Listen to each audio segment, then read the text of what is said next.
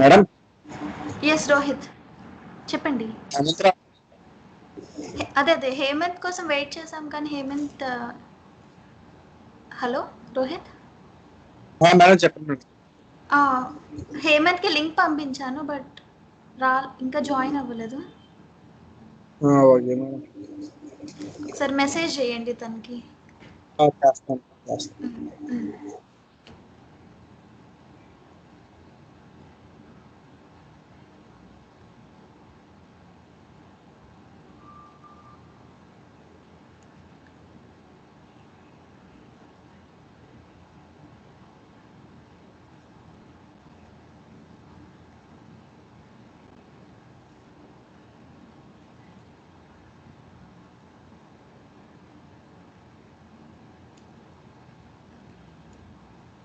Madam చెప్పండి Rohit.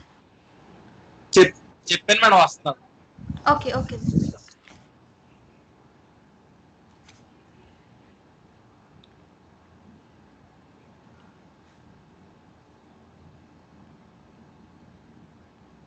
So రేపటి నుంచి ఎగ్జాక్ట్గా 8:30కి మనకి స్టార్ట్ అయిపోతుంది రోహిత్. ఎగ్జాక్ట్గా 8:30కి జాయిన్ అయిపోండి, ఓకేనా?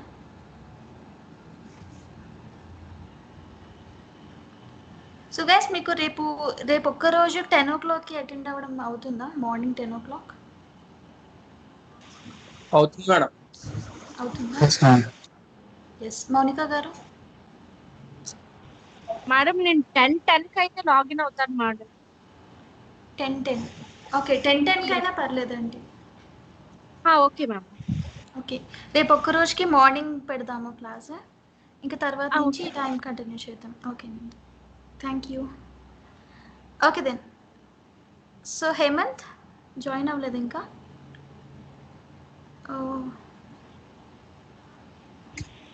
8:43 అయిపోతుంది, మనం స్టార్ట్ చేద్దాం. So guys in writing there are 2 tasks, right? Task 1 and task 2.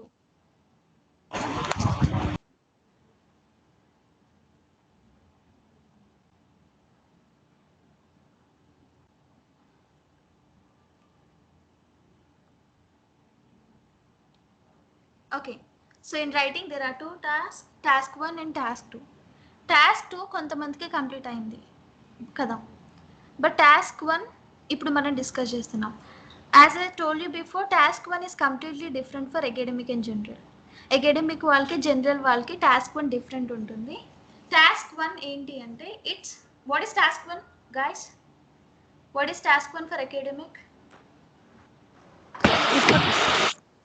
Report writing. Very good. Essay writing. Task 2 essay writing. Task 1 report writing. అప్పుడు నోట్ చేసుకున్నారు చూడండి మీరు. టాస్క్ 1 వచ్చి రిపోర్ట్ రైటింగ్, టాస్క్ 2 వచ్చి ఎస్ఏ రైటింగ్, ఓకేనా? ఇప్పుడు మనం టాస్క్ 2 డిస్కస్ చేస్తున్నాం, ఐ మీన్ టాస్క్ 1 డిస్కస్ చేస్తున్నాం. It is report writing. Okay, general వాళ్ళకి అకాడమిక్ వాళ్ళకి కంప్లీట్గా డిఫరెంట్. జనరల్ వాళ్ళకి లెటర్ రైటింగ్ ఉంటుంది, అకాడమిక్ వాళ్ళకి రిపోర్ట్ రైటింగ్ ఉంటుంది. సో మీకు రోహిత్ మీకు మళ్ళీ టాస్క్ 2 అనేది లాస్ట్లో వస్తుంది. ఇప్పుడు టాస్క్ 1 స్టార్ట్ చేసిన తర్వాత లిస్నింగ్ ఉంటుంది, తర్వాత రీడింగ్, తర్వాత మనకి టాస్క్ 2 ఉంటుంది. డోంట్ వరీ, అన్నీ కవర్ అవుతాయి, ఓకేనా? So overall writing duration is 60 minutes, but you have to divide the 60 minutes in this way. 20 minutes for task 1. Mute chesandi, microphones disturbance vastundi. 20 minutes for task 1 and 40 minutes for task 2. Okay, so task 1 duration is only 20 minutes and task 2 duration is 40 minutes. Task 2 present ki marchipondi. Ippudu manam discuss chestundi task 1. Task 1 is called report writing. Report writing. And the minimum word limit is 150 and duration is 20 minutes. So what is report writing? In report writing, you will be presented with a graph, table, chart or diagram, any pictorial representation. అంటే task 1లో మీకు ఒక pictorial representation ఉంటుంది. ఇలా graph కానీ, table కానీ, chart కానీ, pie chart కానీ, ఒక డయాగ్రామ్ కానీ, మ్యాప్ కానీ, ఇలా ఏదో ఒక పిక్టోరియల్ రిప్రజెంటేషన్ ఇస్తారు. just you have to convert this picture into a sentence, like ఒక వర్డ్స్ లోకి కన్వర్ట్ చేసి రాయాలి. పిక్చర్ నుంచి సెంటెన్స్ ఫార్మేషన్ అంటే మీకు అసలు ఏం కనిపించింది, ఏ ఇన్ఫర్మేషన్ వాళ్ళు ప్రొవైడ్ చేశారు అనేది ఒక ఫార్మాట్ యూజ్ చేస్తూ ఒక స్ట్రక్చర్ ఫాలో అవుతూ గ్రామర్ చాలా ఇంపార్టెంట్. గ్రామర్, కొన్ని వొకాబులరీ వర్డ్స్ యూజ్ చేయాలి, అండ్ ఒక సెంటెన్స్ స్ట్రక్చర్స్ ఉండాలి, అండ్ ఒక ఫార్మాట్ ఫాలో అవుతూ మినిమం 150 వర్డ్స్ రాయాలి. ఓకేనా?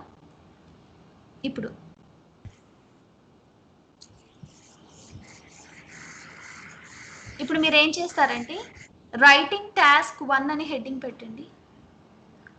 రైటింగ్ టాస్క్ 1 హెడ్డింగ్ పెట్టి task 1 is called report writing అంటే టాస్క్ 1 దగ్గర ఇలా రిపోర్ట్ రైటింగ్ అని రాయండి. ఓకే, ఏ పిక్చర్ ఇచ్చినా సరే అది మనకి ఆ ఇన్ఫర్మేషన్ని వర్డ్స్లోకి కన్వర్ట్ చేసి రాయాలి. ఆ వర్డ్స్లోకి కన్వర్ట్ చేసి ఎలా పడితే అలా రాయకూడదు, అంటే ఒక ఎస్సేలా రాయకూడదు, ఒక పారాగ్రాఫ్లో రాయకూడదు. దీనికి కూడా ఒక ఫార్మాట్ అంటూ ఉంది. ఇప్పుడు అది మనం డిస్కస్ చేస్తున్నాం. ఓకే, సో రైటింగ్ టాస్క్ అని హెడ్డింగ్ పెట్టి రిపోర్ట్ రైటింగ్ అని రాయండి. రాసిన తర్వాత ప్రతిదీ నోట్ చేసుకోవాలి, లేదా కన్ఫ్యూజ్ అవుతారు. ఇలా 2 టాస్క్ ఉండడం వల్ల మీకు కన్ఫ్యూజ్ అవుతారు. ఇది task 1 report writing. So writing task 1 duration is 20 minutes. First ఇది రాయండి. Duration is 20 minutes. The minimum word limit is 150. 150 words minimum. Maximum 190, 200 ఉన్నా కూడా పర్లేదు. ఒక 150 to 200 వర్డ్స్ రాయొచ్చు. బట్ ఎగ్జాక్ట్గా 150 రాయొద్దు.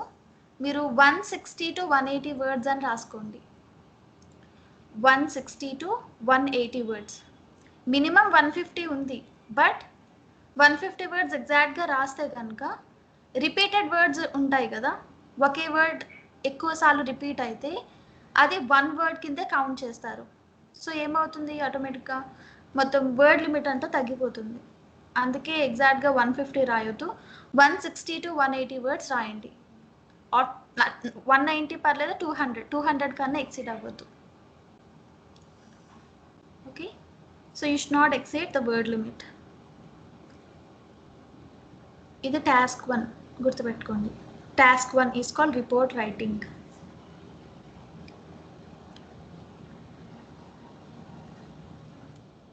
నెక్స్ట్ ఇప్పుడు మీరు ఏం చేస్తారు అంటే టాస్క్ టైప్స్ అని హెడ్డింగ్ పెట్టండి.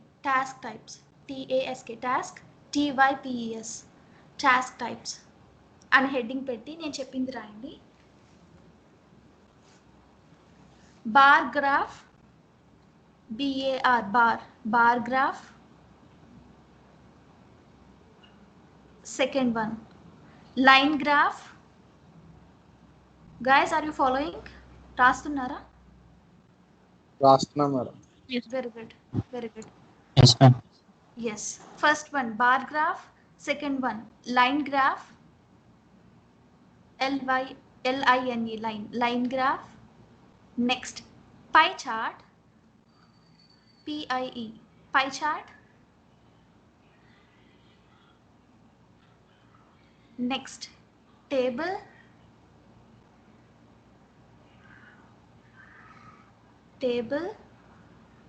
next map, టేబుల్ తర్వాత map, MAP map. Next process diagram,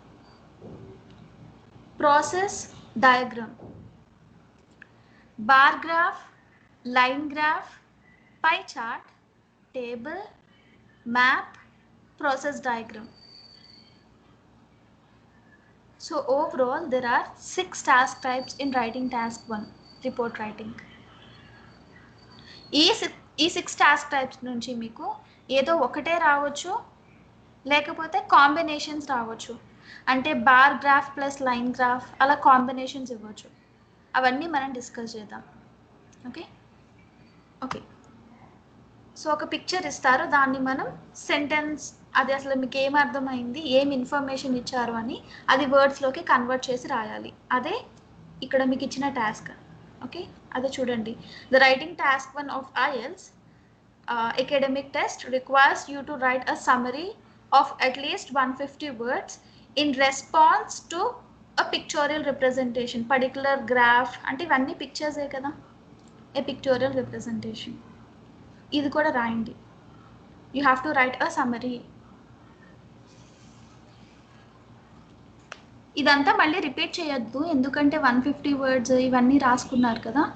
so writing task 1 requires you to write a summary to a particular pictorial representation అని రాస్తే సరిపోతుంది.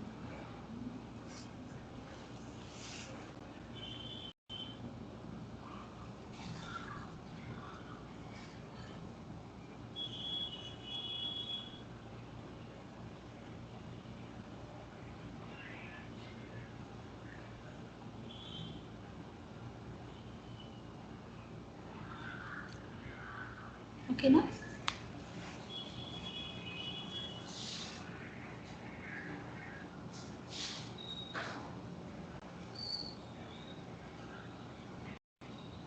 కంప్లీట్ అయితే చెప్పండి.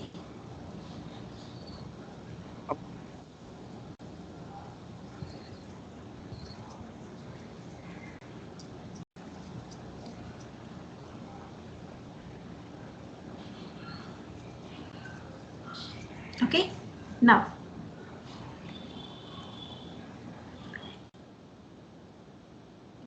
డిస్కస్ చేద్దాం. Now let's see the format. Okay, మీరు sentence అంతా ఎంత బాగా స్ట్రక్చర్, ఎంత సెంటెన్స్ ఫార్మేషన్ బాగున్నా సరే ఒక ఫార్మాట్లో లేకపోతే మార్క్స్ సరిగా రావు. ఓకే, ఒక స్ట్రక్చర్ అంటూ ఫాలో అవ్వాలి. రైటింగ్ టాస్క్ 1కి ఒక స్ట్రక్చర్ ఉంటుంది, రైటింగ్ టాస్క్ 2కి ఒక స్ట్రక్చర్ ఉంటుంది. సో రైటింగ్ టాస్క్ 1 ఫార్మాట్ ఏంటి అంటే you have to right 4 paragraphs. The first one is introduction, next overview, next supporting detail 1, and then supporting detail 2. Introduction, overview, detail 1, detail 2. Please make a note of it. This is the format. మీకు ఏ picture ఇచ్చినా సరే, graph, table, pie chart, diagram ఏది ఇచ్చినా సరే ఈ format follow అవుతూ రాయాలి. Introduction, overview, supporting detail 1 and supporting detail 2. అదే జనరల్ వాళ్ళకైతే లెటర్ రైటింగ్ ఉంటుంది. అది ఈ 2 days జనరల్ వాళ్ళకి తీసుకున్నాం క్లాస్, అందుకే మీకు క్లాస్ లేదు. సో ఇప్పుడు వాళ్ళకి క్లాస్ లేదు, ఎందుకంటే ఈ 2 days మీకు ఉంటుంది writing task 1 report writing.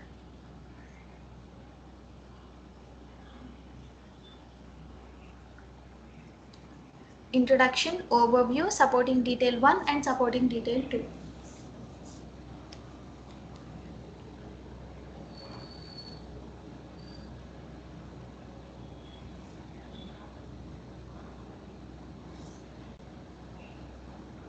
Okay.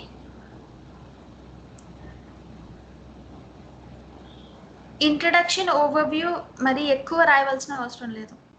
Introduction ఒక 1 సెంటెన్స్లో రాస్తే సరిపోతుంది. ఓవర్వ్యూ ఒక 2 to 3 sentences.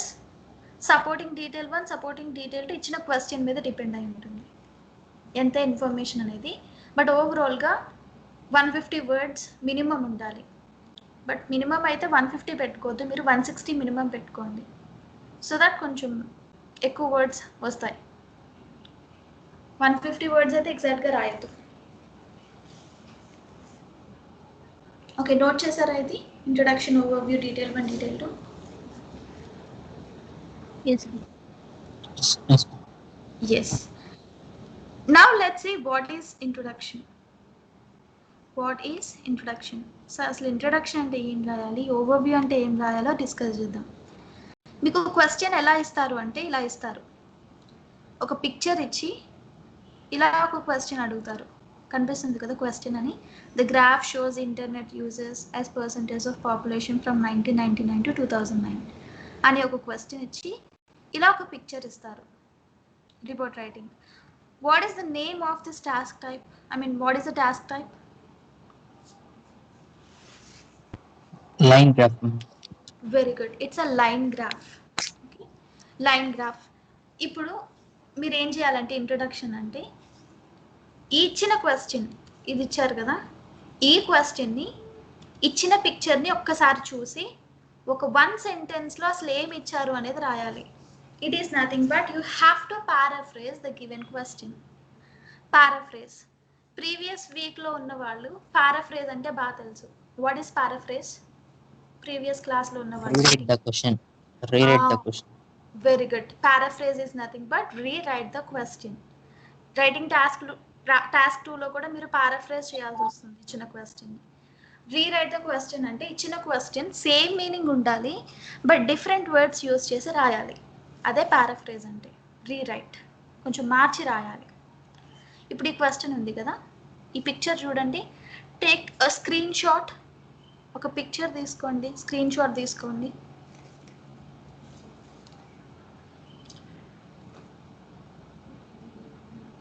తీసుకున్నారా?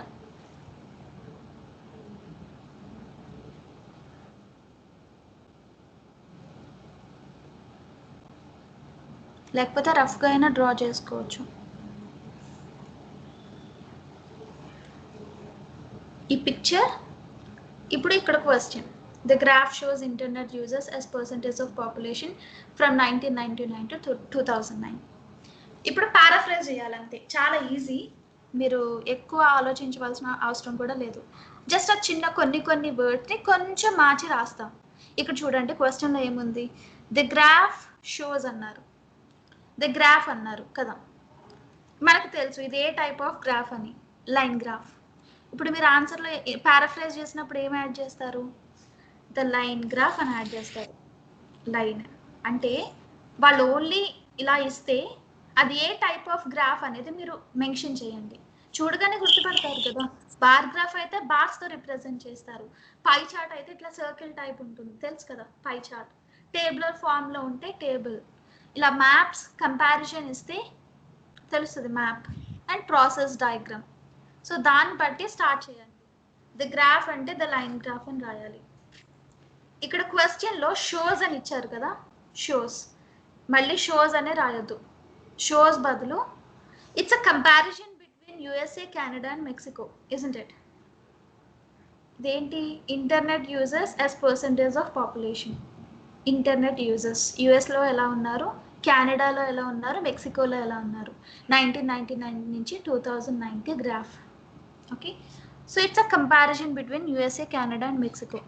షోస్ అని ఎగ్జాక్ట్గా రాయకుండా మీరు ఏం చేయొచ్చు అంటే కంపార్స్ అనే వర్డ్ యూజ్ చేయొచ్చు if it is a comparison. లేదు ఇంకా చాలా ఉన్నాయి. Gives information about, depicts, illustrates, ఇలా చాలా వర్డ్స్ ఉన్నాయి. అవన్నీ నేను ప్రొవైడ్ చేస్తాను మీకు. మెటీరియల్ ఉంటుంది, అందులో ఉంటాయి. ఓకేనా? ఓవరాల్గా ఇచ్చిన వర్డ్స్ యాస్టేజ్ అయితే రాసేయద్దు. ద గ్రాఫ్ బదులు ద లైన్ గ్రాఫ్, షోస్ బదులు కంపేర్స్. నెక్స్ట్ ఏముంది? Internet users as percentage of population from 1999 to 2009. మీరు ఇచ్చిన క్వశ్చన్ పిక్చర్లో ఉన్న ఇన్ఫర్మేషన్ కూడా తీసుకుని రాయాలి. Okay, internet users as percentage of population from 1999 to 2009 అని అన్నారు కదా క్వశ్చన్లో. మీరు ఎలా పారాఫ్రేజ్ చేయొచ్చు అంటే the proportion of people who used internet in 3 countries. ఇక్కడ ఫ్రమ్ 2 అని ఇస్తే మీరు బిట్వీన్ అండ్ అని రాయొచ్చు.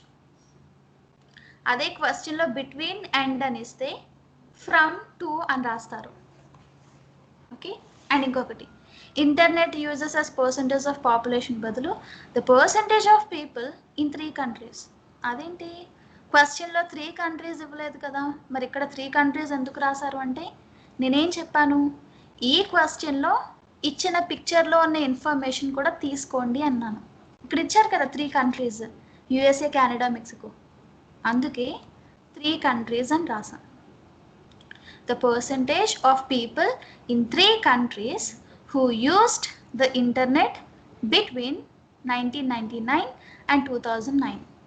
పారాఫ్రేజ్ చేసాం, యాస్టీజ్ అయితే రాయలేదు. చూసారా? మరీ వొకాబులరీ వర్డ్స్ ఏమి పెట్టి మరీ రాయలేదు కదా, కొత్త వర్డ్స్ ఏమీ రాయలేదు. జస్ట్ అదే సింపుల్గా కొంచెం పారాఫ్రేజ్ చేసాం. అదే ఇంట్రొడక్షన్. చాలా ఈజీ అంటే ప్రతిదీ కష్టమే మనకి ప్రాక్టీస్ లేకపోతే. ఓకే, ప్రాక్టీస్ చేస్తే ప్రతిదీ ఈజీ. చూడండి, ఇచ్చిన క్వశ్చన్, ఆ ఇచ్చిన పిక్చర్ తీసుకుని ఒక్క సెంటెన్స్లో పారాఫ్రేజ్ చేసి స్టేట్మెంట్ రాయడమే ఇంట్రొడక్షన్. ఓకే, ఇప్పుడు మీరు ఏం చేస్తారంటే ఇది రాయండి. ఇది నోట్ చేశారు కదా, ఇంట్రొడక్షన్, ఓవర్వ్యూ, డీటెయిల్ 1, డీటెయిల్ 2. ఈ కింద నోట్ చేయండి, ఇంట్రొడక్షన్ అని హెడ్డింగ్ పెట్టి, you should start your task 1 answer by introducing the given tasks from your question. ఇచ్చిన క్వశ్చన్కి ఇంట్రొడక్షన్ రాయాలి. ఏం చేయాలి దానికోసం అంటే, just right 1 to 2 sentences. 2 sentences అన్నారు కానీ ఒక్క సెంటెన్స్ సరిపోతుందండి. Okay, 1 sentence to say what the given task shows and for what period of time. అసలు టాస్క్ ఏంటి, అసలు దేని గురించి ఆ టాస్క్, అండ్ టైం పీరియడ్ ఏంటి, అంటే ఇయర్ ఏమన్నా ఇస్తే టైం పీరియడ్ ఏంటి. To do this you need to paraphrase text from your task 1 question. అసలు ఏం లేదు, జస్ట్ ఇచ్చిన క్వశ్చన్ని కొంచెం మార్చి రాయండి అంతే. నోట్ చేయండి 3 points. మీకు అర్థం కాకపోతే కనుక ఒకసారి మళ్ళీ రిపీట్ చేయండి అని చెప్పండి, నేను చేస్తాను. ఓవరాల్గా మీకు అర్థం కావాలి అంతే.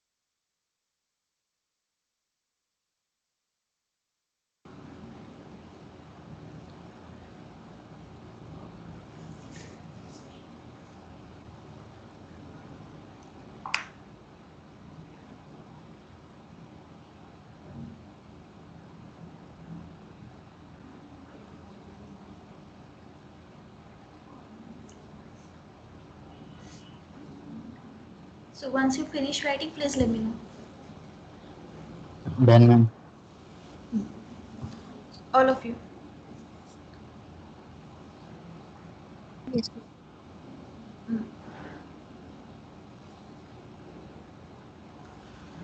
Rohit and Hemant. Complete, madam. Good. So ఇదైతే మీరు తర్వాత రాదురు కానీ ఫస్ట్ అసలు స్ట్రక్చర్ ఏంటో చూద్దాం. Next paragraph is overview, right? Introduction తర్వాత ఓవర్వ్యూ. ఓవర్వ్యూ అంటే ఈ క్వశ్చన్ చూసారు కదా, ఈ పిక్చర్ చూసారు కదా. ఓవర్వ్యూ అంటే మీకు ఓవరాల్గా ఏం కనిపిస్తుంది ఈ పిక్చర్ చూడగానే. Just what you have to write 2 or 3 sentences that what you have seen at your first glance. అంటే పర్టికులర్గా ఒక్కొక్క ఇయర్ కన్సిడర్ చేయొద్దు, అంటే ఇండివిజువల్ ఫిగర్స్ అనేవి చూడొద్దు. అసలు ఓవరాల్గా మీరు ఏం అబ్జర్వ్ చేశారనేది నాకు చెప్పండి.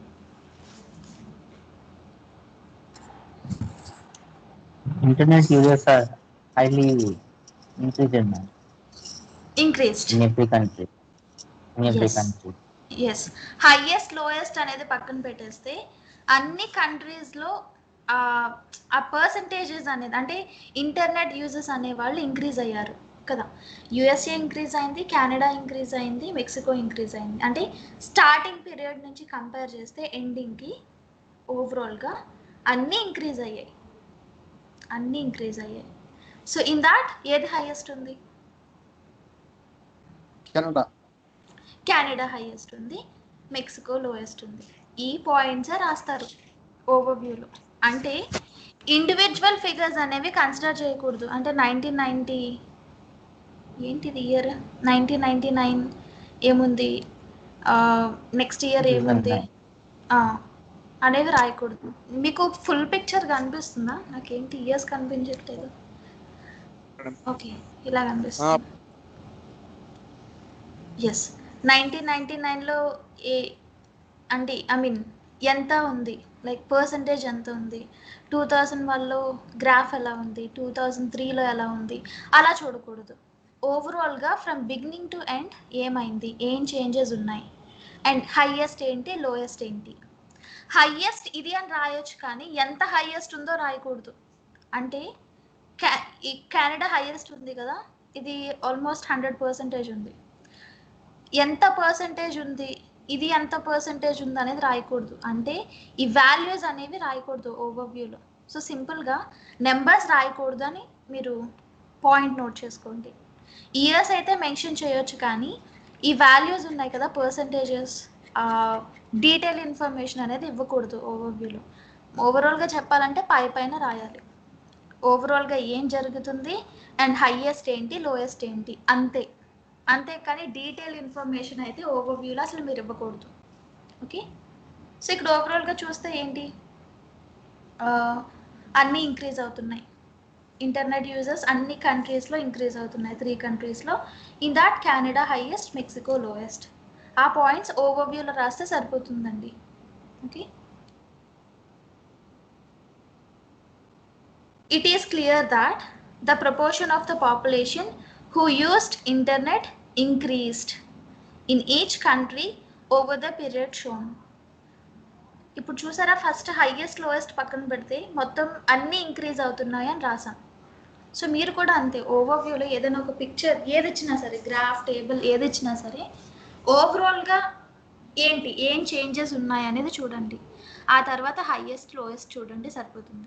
మీరు ఇక్కడ చూస్తే అసలు ఒక్క నెంబర్ అయినా ఉందా ఓవర్వ్యూలో?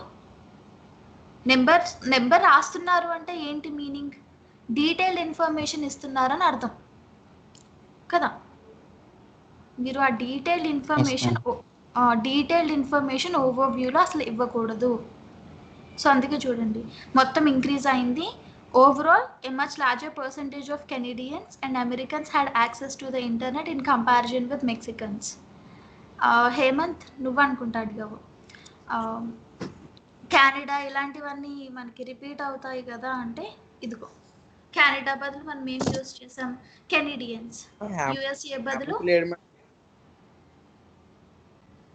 అమెరికన్స్ యూజ్ చేసాం. మీ వాయిస్ కట్ అయిపోతుంది. హేమంత్ లేడు మేడం, లెఫ్ట్ అయిపోయాడు మేడం. హేమంత్ లేడా? ఓకే. సో రోహిత్ అప్పుడు రికార్డ్ చేస్తున్నా, అడిగాడు మేడం, డెమోలో అడిగాడు మేడం. డెమోలో అడిగారు కదా, మరి ఇలాంటివి రిపీట్ అవుతాయి కదా అంటే, రిపీట్ అవ్వకుండా దానికి రిలేటెడ్గా ఏదైనా రాయొచ్చు. అండ్ రిపీట్ అవుతుంది అనిపిస్తే కొంచెం వర్డ్స్ ఎక్కువ రాయాలి. చెప్పాను కదా, ఎగ్జాక్ట్గా 150 రాయకుండా 160, 170 రాసామనుకో, రిపీట్ అయినా కొంచెం మనకి ప్రాబ్లం ఉండదు, సేఫ్ సైడ్లో ఉంటాం. అలానే ఎక్కువ రిపీట్ చేసేయకూడదు, ఇంప్రెషన్ పోతుంది. ఓకేనా? సో కెనడా బదులు కెనడియన్స్ అన్నాం, యుఎస్ఏ బదులు అమెరికన్స్ అన్నాం. Okay, had access to internet in comparison with Mexicans, and Canada experience the fastest growth in internet usage. Overview. So ఓవరాల్గా ఏంటి అనేది రాసాం, డీటెయిల్ ఇన్ఫర్మేషన్ అనేది ఇవ్వకూడదు, అంతే. ఇప్పుడు మీరు ఏం చేస్తారంటే ఇది రాయండి, ఓవర్వ్యూ అనే హెడ్డింగ్ పెట్టి, in overview you need to describe the general features in the given task. General features. So look for the overall details or changes from the beginning to the end. Beginning నుంచి end వరకు overall గా చూడాలి. Look for the overall trends and ignore the individual figures. Individual figures అంటే 1999లో ఏమైంది, 2001లో ఏమైంది, ఒక్కొక్క year consider చేయకూడదు, individual figures చూడకూడదు. So don't write any numbers in your overview. చెప్పాను కదా, నెంబర్స్ అనేవి రాయకూడదు, బట్ ఇయర్స్ అయితే రాయొచ్చు. 1991, 1992 ఇయర్స్ అయితే రాయొచ్చు, బట్ నెంబర్స్ అయితే రాయకూడదు, అంటే డీటెయిల్ ఇన్ఫర్మేషన్ ఇవ్వకూడదు. So you have to start your overview with a simple phrase. Simple phrase అంటే అది ఓవర్వ్యూ అని తెలియడం కోసం ఓవరాల్ అని కానీ, ఇట్ ఈస్ క్లియర్ దాట్ అని కానీ, the main thing that can be observed here is that అని కానీ అని ఫ్రేజెస్ యూజ్ చేస్తాం, లింకర్స్ యూజ్ చేస్తాం, అది ఓవర్వ్యూ అని తెలియడం కోసం. ఇప్పుడు రైటింగ్ టాస్క్ 2లో ఏం చేస్తాం, కంక్లూజన్కి ఇన్ కంక్లూజన్, టు కంక్లూడ్, అలా అవి ఎలా అయితే యూజ్ చేస్తామో ఇక్కడ కూడా అది ఓవర్వ్యూ అని తెలియడం కోసం ఒక సింపుల్ ఫ్రేజ్ యూజ్ చేయాలి అంతే. నోట్ చేయండి ఇవన్నీ.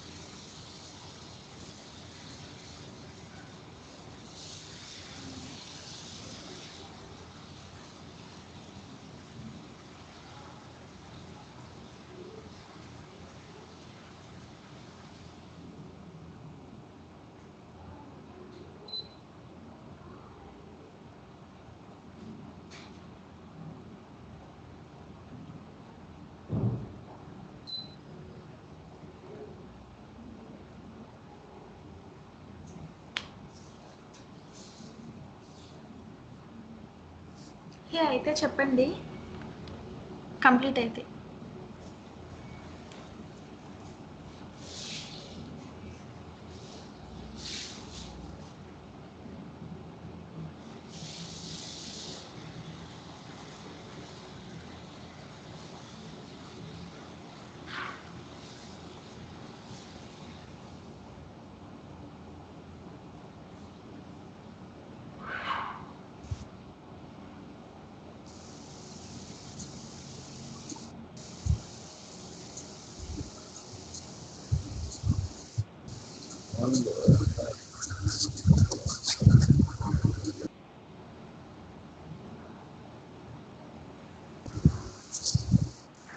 Completed. Okay okay overview. So ఇక్కడ మీరు ఇది కూడా చూసారు కదా ఆన్సర్. ఇక్కడ మీరు చూస్తే ఓవరాల్గా who used internet increased in each country over the period shown. Overall, Canadians and Americans had access to internet in comparison with Mexicans. వీళ్ళిద్దరూ హైయెస్ట్ ఉన్నారు వీళ్ళకన్నా. అందులో కూడా Canada experience the fastest growth in internet usage. అందులో కూడా Canada highest ఉంది. అంటే అన్నీ increase అయ్యాయి, ఇది హైయెస్ట్ ఉంది, అన్నిటికన్నా ఇది హైయెస్ట్ ఉంది అంతే. పైన రాసాం. ఇంత హైయెస్ట్ ఉంది అనేది రాయకూడదు. వాల్యూస్ అనేది ఇయర్స్ కాదు. ఇయర్స్ అయితే మీరు రాయొచ్చు, కానీ ఎంత పర్సంటేజ్ ఉన్నది మాత్రం మీరు రాయకూడదు, గుర్తుపెట్టుకోండి. Next, what is the next paragraph?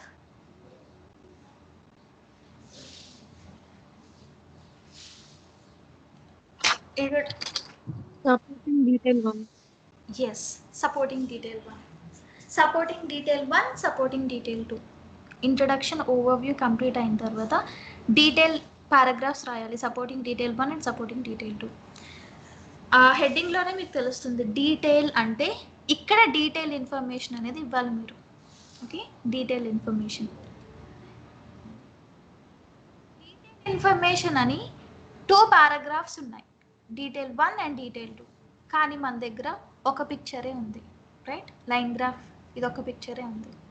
అంటే ఈ పిక్చర్ని మీరు 2 పార్ట్స్ కింద డివైడ్ చేసి ఎక్స్ప్లెయిన్ చేయాలి, డీటెయిల్ 1 డీటెయిల్ 2. సో ఈ పిక్చర్ని 2 పార్ట్స్ కింద ఎక్స్ప్లెయిన్ చేయాలి అంటే మీరు ఎలా డివైడ్ చేస్తారు చూడండి. Percentage is different year wise. Year wise.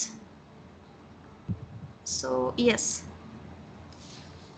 Okay, కొంతమంది కంట్రీస్ వైజ్ తీసుకుంటారు, లైక్ యూఎస్ఏ కెనడా ఒక దాంట్లో, మెక్సికో ఒక దాంట్లో రాస్తారు. కానీ మీరు ఎలా డివైడ్ చేస్తున్నారు అన్నది కూడా కన్సిడర్ చేస్తారు. హాఫ్ యువర్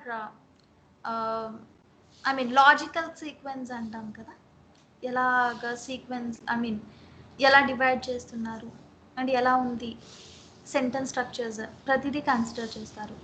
అంటే ఇచ్చిన క్వశ్చన్ని డీటెయిల్ ఇన్ఫర్మేషన్లో ఎలా డివైడ్ చేస్తున్నాం అన్నది కూడా ఇంపార్టెంట్. ఇప్పుడు మీరు యూఎస్ఏ కెనడా ఒక దాంట్లో, మెక్సికో ఒక దాంట్లో రాస్తే యూఎస్ఏ కెనడా మెక్సికోకి మనకి కంపారిజన్ వస్తుందా? ఇప్పుడు మనకి కావాల్సిందే ఈ 3 ఇయర్స్కి కంపారిజన్, ఐ మీన్ 3 కంట్రీస్కి కంపారిజన్. యూఎస్ఏ కెనడా మెక్సికోకి ఇంటర్నెట్ యూజర్స్ ఎలా ఉన్నారు అనేది కంపారిజన్ కావాలి.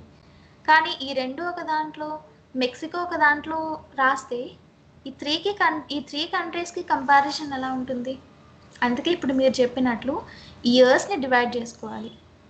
అంటే 1999 to 2003 ఈ హాఫ్ పార్ట్ డీటెయిల్ 1 రాస్తారు, 2005 to 2009 ఈ పార్ట్ డీటెయిల్ 2లో రాస్తారు.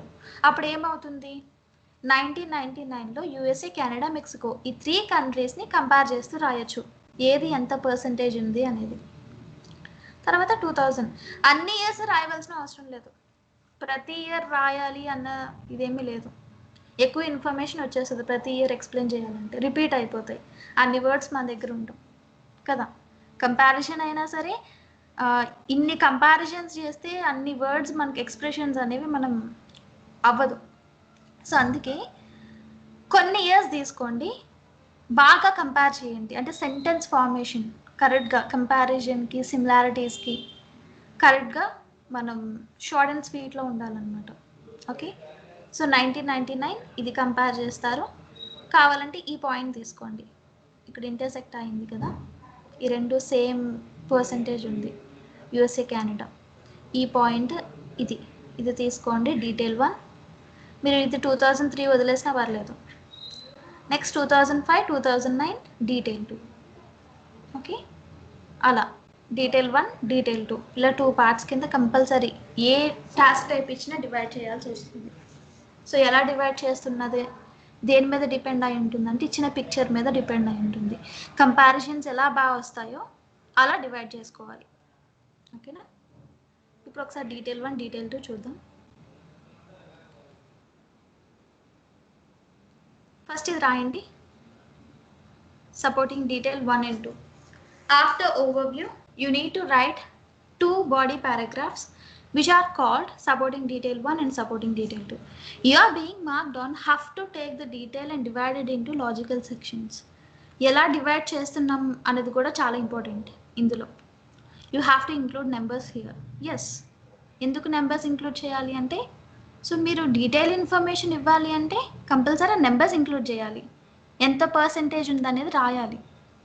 ఓవర్వ్యూలో రాయకూడదు, ఇందులో రాయాలి డీటెయిల్ 1 అండ్ డీటెయిల్ 2. ఈ 3 పాయింట్స్ నోట్ చేయండి, ఒకసారి ఆన్సర్ చూపిస్తాం.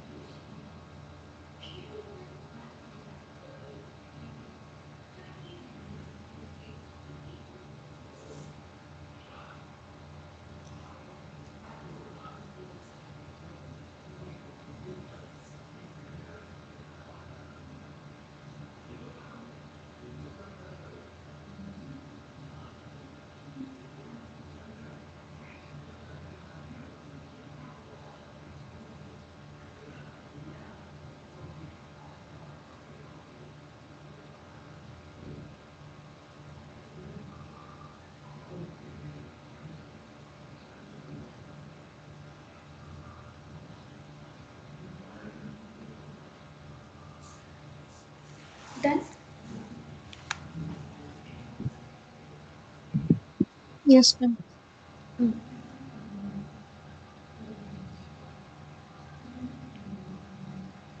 ఇప్పుడు డీటెయిల్ 1 డీటెయిల్ 2 అంటే ఇచ్చిన పిక్చర్ని 2 పార్ట్స్ కింద డివైడ్ చేసి డీటెయిల్ ఇన్ఫర్మేషన్ ఇవ్వాలి ఆ 3 కంట్రీస్ని కంపేర్ చేస్తూ కదా.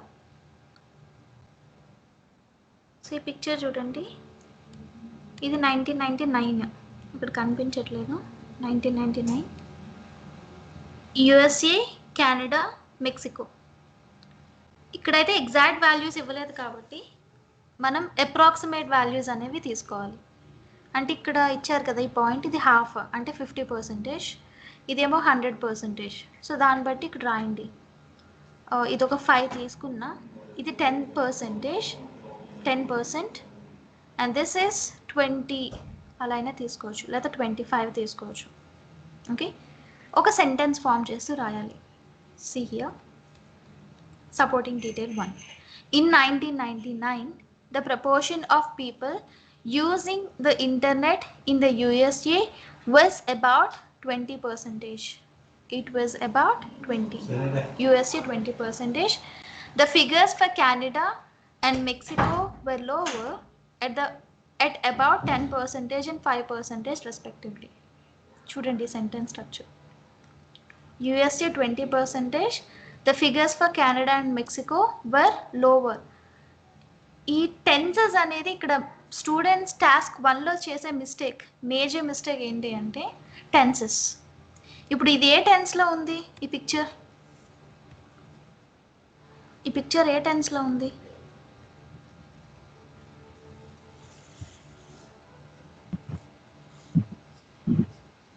Past. పాస్ట్ టెన్స్లో ఉంది కదా. 2009 అంటే పాస్టే కదా. అసలు ఇయర్స్ ఇవ్వకపోతే మీరు సింపుల్ ప్రెజెంట్లో రాసేయాలి. ఇప్పుడు 2021 కదా, 2021 కన్నా ఇచ్చారనమాట 2022, 2023 ఇచ్చారనుకోండి, అప్పుడు ఫ్యూచర్ టెన్స్లో రాయాలి. ఓకే, ఇది పాస్ట్ టెన్స్ కాబట్టి మీరు మీ రిపోర్ట్ రైటింగ్ అంతా కూడా పాస్ట్ టెన్స్లో ఉండాలి. సో అందుకే ఇక్కడ చూడండి,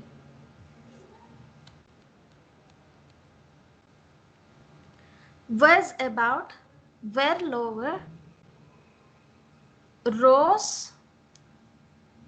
reached, అంతా పాస్ట్లోనే ఉంది. చూసారా, మనం చూసుకోకుండా ఇది ఇయర్స్ కన్సిడర్ చేయకుండా పట్టించుకోకపోతే టెన్సెస్ ఈజ్ రాసేస్తాం ప్రతి.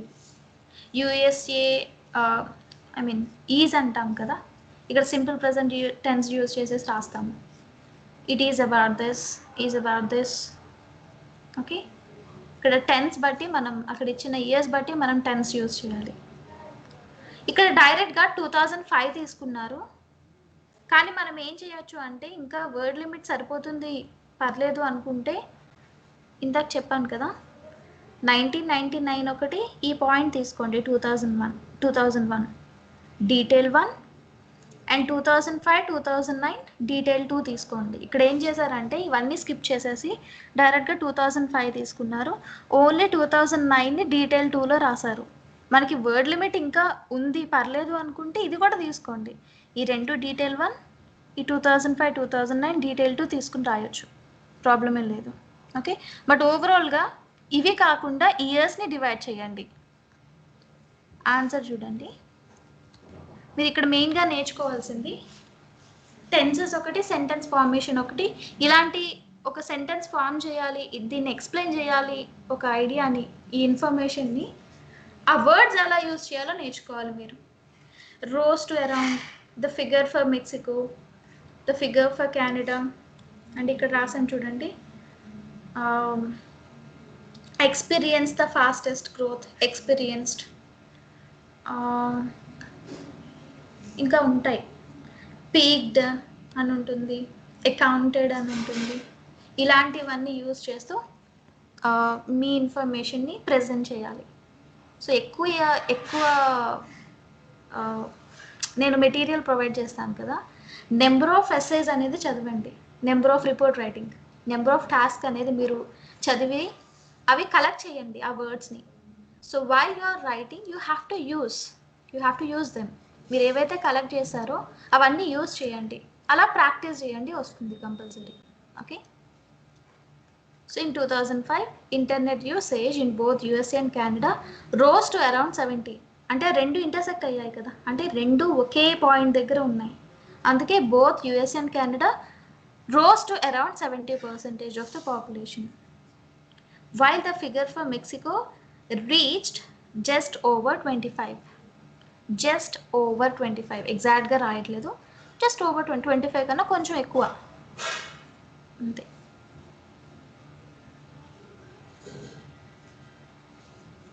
సో ఈ సెంటెన్స్ ఫార్మేషన్ నేర్చుకోవాలి మీరు.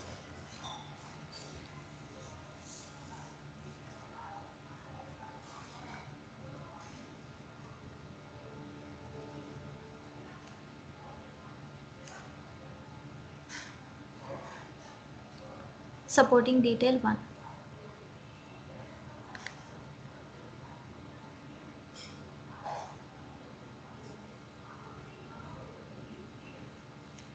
Next supporting detail 2. మిగిలింది ఇక్కడ ఎలా తీసుకున్నారంటే 2009 తీసుకున్నారు.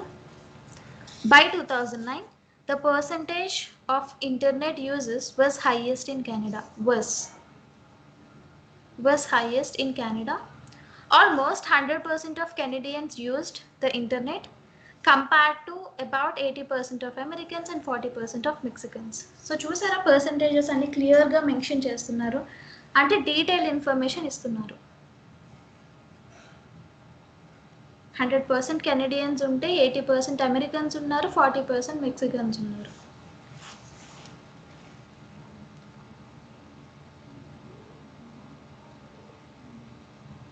Supporting detail 2.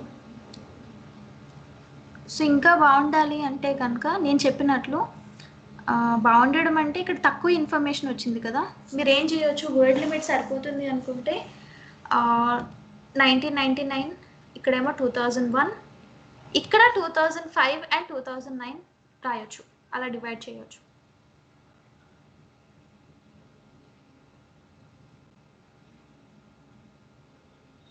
ఓవరాల్గా స్ట్రక్చర్ అయితే ఇది: introduction, overview, detail 1, detail 2. Introduction అంటే ఇచ్చిన క్వశ్చన్ని, ఇచ్చిన క్వశ్చన్ పిక్చర్ని చూసి కొంచెం మార్చి రాయాలి. ఓవర్వ్యూ అంటే ఓవర్వ్యూలో డీటెయిల్ ఇన్ఫర్మేషన్ ఇవ్వకుండా పైన so what you have seen at your first glance అనేది రాయాలి. ఇండివిజువల్ ఫిగర్స్ కన్సిడర్ చేయకూడదు. ఓవరాల్గా డీటెయిల్ ఇన్ఫర్మేషన్ అంటే నెంబర్స్ ఏమీ రాయకుండా ఇది హైయెస్ట్ ఇది లోయెస్ట్ అని రాస్తే సరిపోతుంది. ఇక్కడ డీటెయిల్ 1 డీటెయిల్ 2 అంటే ఇచ్చిన పిక్చర్ని 2 పార్ట్స్ కింద డివైడ్ చేసి హాఫ్ పార్ట్ డీటెయిల్ 1, ఇంకొక హాఫ్ పార్ట్ రిమైనింగ్ డీటెయిల్ 2 రాస్తారు. ఇక్కడ మెయిన్ డీటెయిల్ ఇన్ఫర్మేషన్ అనేది విత్ ఆ వాల్యూస్ ఇస్తారు కదా పర్సంటేజెస్, దాంతో పాటుగా కలిపి రాయాలి డీటెయిల్ 1 అండ్ డీటెయిల్ 2. మీకు ఏ టాస్క్ టైప్ ఇచ్చినా సరే ఈ స్ట్రక్చరే ఫాలో అవ్వాలి. మీకు అర్థమైందా structure? Yes, ma'am. Yes, ma'am. Good. Introduction, overview, detail 1, detail 2. So మీకు ఈ 4 ఫ్యాక్టర్స్ మీద మీకు స్కోర్ ఇస్తారు టాస్క్ 1. టాస్క్ 2 కూడా same factors: task achievement, coherence and cohesion, vocabulary, grammar. Task achievement అంటే ఎంత రిలవెంట్గా రాశారు, అంటే ఇప్పుడు ఇందాక ఉంది కదా వాల్యూస్ 100%, ఇది హైయెస్ట్ ఇది లోయెస్ట్, అంటే అది కరెక్ట్గా రాసారా లేదా అనేది చూస్తారు. And word limit also it comes under task achievement. Word limit ఎంత ఉంది కూడా టాస్క్ అచీవ్మెంట్లో ఉంటుంది. కొహరెన్స్ అండ్ కొహెషన్ అంటే ఎలా డివైడ్ చేస్తున్నారు, ఆ ఇన్ఫర్మేషన్ని ఎలా డివైడ్ చేస్తున్నారు. అండ్ లింకర్స్ యూస్ చేస్తాం కదా, ఫ్రేజెస్ అండ్ లింకర్స్, అవి కొహెషన్లోకి వస్తాయి. వొకాబులరీ అంటేనే rose to, stood at, reached, just over, అలాంటి వర్డ్స్ వొకాబులరీలోకి వస్తాయి. అండ్ గ్రామర్, ఇవన్నీ కన్సిడర్ చేసి మీకు స్కోర్ ఇస్తారు. మీకు టాస్క్ 1 3.25కి, ఓవరాల్గా 9 బ్యాండ్కి కదా, టాస్క్ 1 3.25కి, టాస్క్ 2 5.75కి. So 33% of your total writing marks task 1 అనేది. సో ఈ ఫ్యాక్టర్స్ మీద బేస్ చేసుకుని మీకు స్కోర్ ఇస్తారు.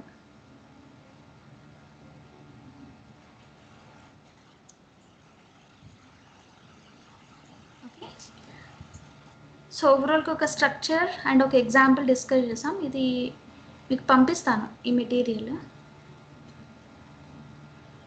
రేపు కాంబినేషన్స్ వస్తే ఏంటి అనేది అండ్ హ్యాండ్ అవుట్ కూడా ఎక్స్ప్లెయిన్ చేస్తాను.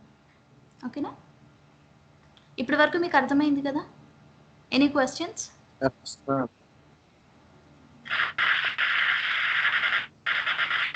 Is it clear? Okay then. Okay then. Thank you so much, guys, and take care. Good night. Good night. Good night, ma'am. Bye. Yeah. Good night.